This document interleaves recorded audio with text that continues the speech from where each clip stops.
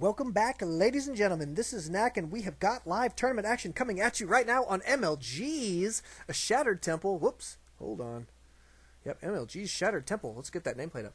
There we go. nCrDevilDog versus Eriksson. These guys are going to be spawning on cross positions. The 12 o'clock and the 6 o'clock here. Eriksson at the 6 o'clock as blue Protoss, and DevilDog as the pink down at the 6 o'clock position.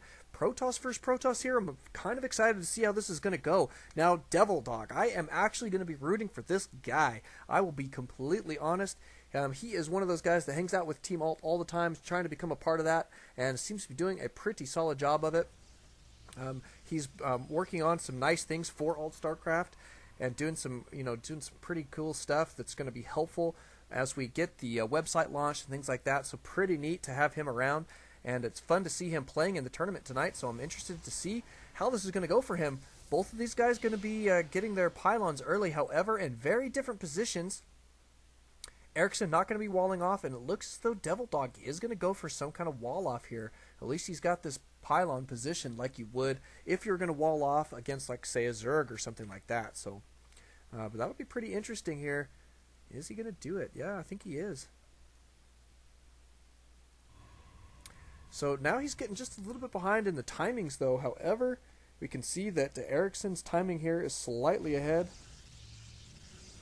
on all of this stuff. So that can come into play, especially if both of these players are going to be going for a 4-gate, like a Korean type 4-gate, where you cut probe production and have 4 gates. You only use 2 chronos on your Nexus, and then the rest of your chronos on your cybernetics core.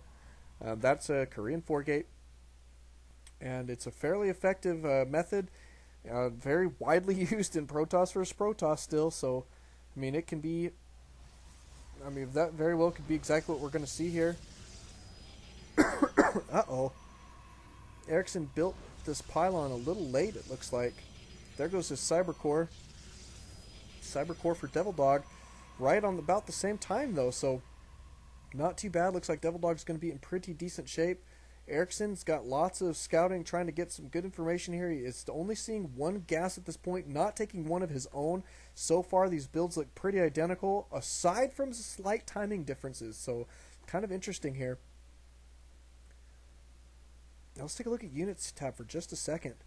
DevilDog is at 19 probes, 21, or no, 21, 22. So it looks like he's going to go straight to 22 probes, which is a little bit many for a 4-gate. So it doesn't appear to be a Korean 4-gate, especially since he is taking this assimilator.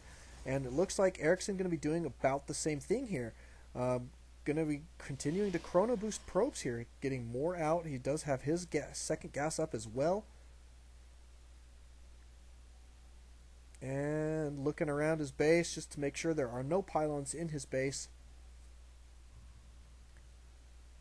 Pylon here, we're probably going to see, I would assume at this point, a robotics here for both players. There it is for Eriksson.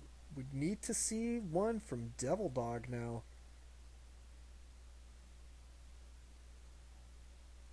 Maybe. Another gateway, huh? Interesting play here. There goes the Robo. Thought he may have forgot. Robo just a little bit behind his opponents here. Not going to be too much of a big deal here, I don't think. He's got a little bit of time to bother with it, so. But it looks like 3-gate Robos for both players at this point. Well, 2-gate Robos so far for DevilDog.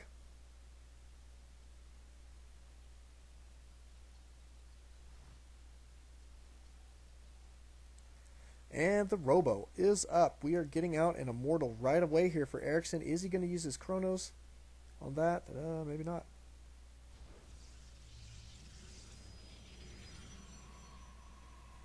Oh, it's both 2-gate Robo. This is that new build that everybody seems to like pretty solid these days. It's fairly new build, 2-gate Robo. People are saying it can hold off 4 gates, as well as, it helps you transition into 2-base play very, very easily, which is, it's a good thing. So not 3-gate Robo. They both are indeed on the forefront of what people are doing these days, and that is 2-gate Robo. And there goes another Immortal. Chrono boosting on that. Looking pretty solid.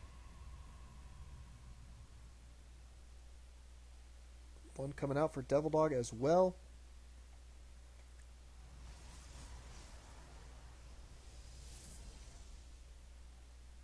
Do have a probe cruising out across the map here. Looks like he is checking just for an expand from his opponent. Not going to see one. Backing out immediately. Just wanted to see if there was an expand at 7.5 minutes. I don't blame him. That was a good time to come in and scout for that. We do, however, have a robotics bay going down for DevilDog. Nice stuff. So we are going to probably see some Colossus here fairly soon off of one base, it appears. Which is, I mean, it can be super effective. Eriksson floating a lot of gas right now. It's kind of tough to utilize all of your gas unless you get out a lot of sentries on your 2-gate robo. So you really have to kind of transition or be really, really happy with some solid sentry play. Observer going down. Looks like he's okay. He's got quite a few sentries out, 3 of them, and 3 immortals. Getting some stalkers out. That helps him use that gas as well. This is a good looking army here for DevilDog as well. Eriksson slightly, I don't know. It's about even in army size here. DevilDog just a little behind perhaps. Going to be going for his expand. I like this. It's been 9 minutes into the game, a little over 9 minutes here, saying, okay, if he's not going to attack me now, we might as well go ahead and take our Nexus. He's got pretty decent scouting. He's cruising out across the map here, going in, checking around. He does not see an expand with his observer. Here comes the observer. For Eriksson, probably not very happy to report that indeed there are Colossus on the field.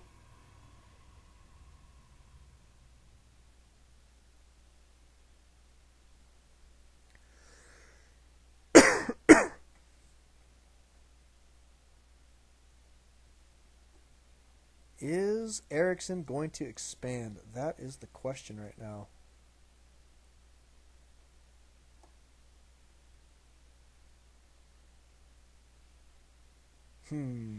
Interesting kind of holding pattern here for both players. Eriksson content with his observer here, just trying to check things out.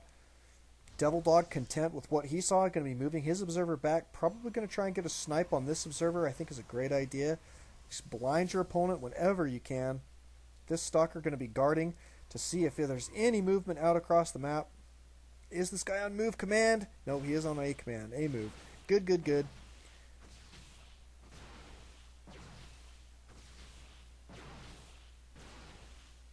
Trading shots here. Down he goes. DevilDog losing that little battle.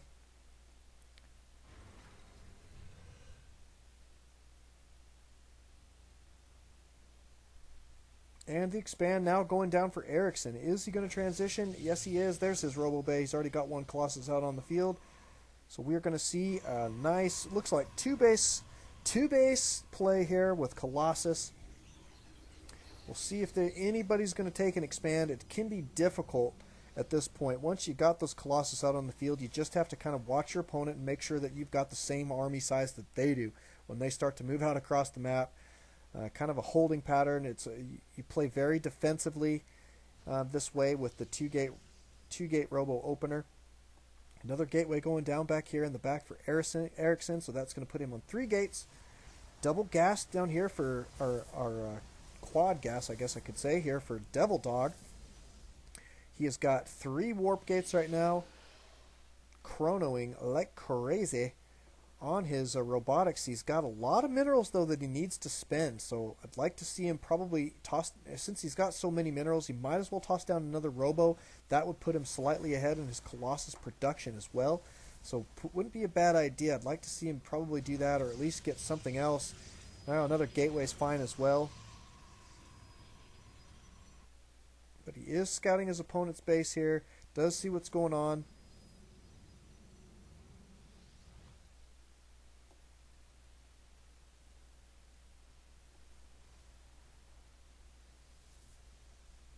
And more Colossus to add to the mix. double forges, not a bad idea. Let's take a look at what Eriksson's got going. Not too much. Still chronoing out some more Colossus. Going to try and get his Colossus numbers up where they need to be. He's only mining gas from one of these assimilators, though. And 2 in his main, obviously, which he's been doing for quite a while now. But this is a decent-looking army composition for Eriksson. Here comes the attack. DevilDog moving out here.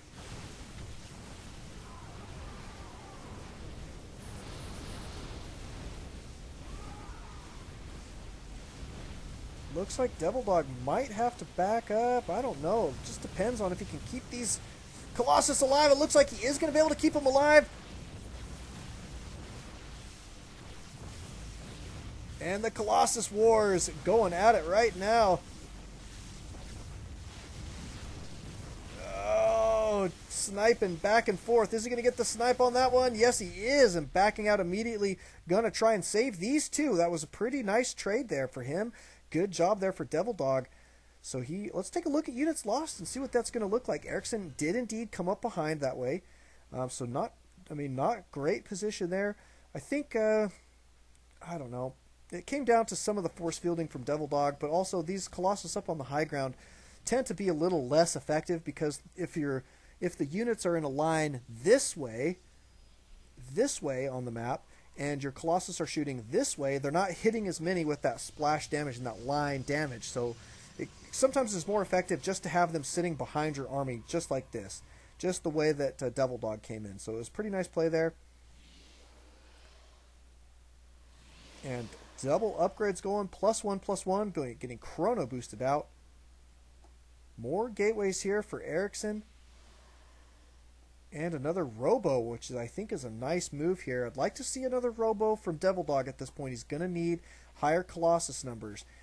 Got to stay on par with your Colossus numbers in this type of matchup. You've really got to have them. The Colossus are the deal maker or the deal breaker when it comes down to it in this matchup. So, I mean, he does have a slight advantage right now with these 2 that he ended up saving.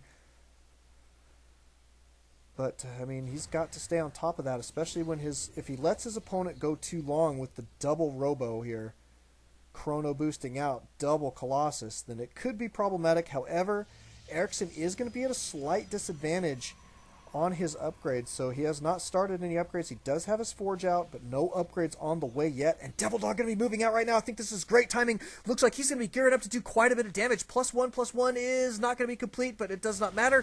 He's going to have a slight advantage in this matchup, doing a lot of damage. You can see all of those Stalkers falling for Eriksson almost immediately, and plenty of Stalkers still alive here for DevilDog.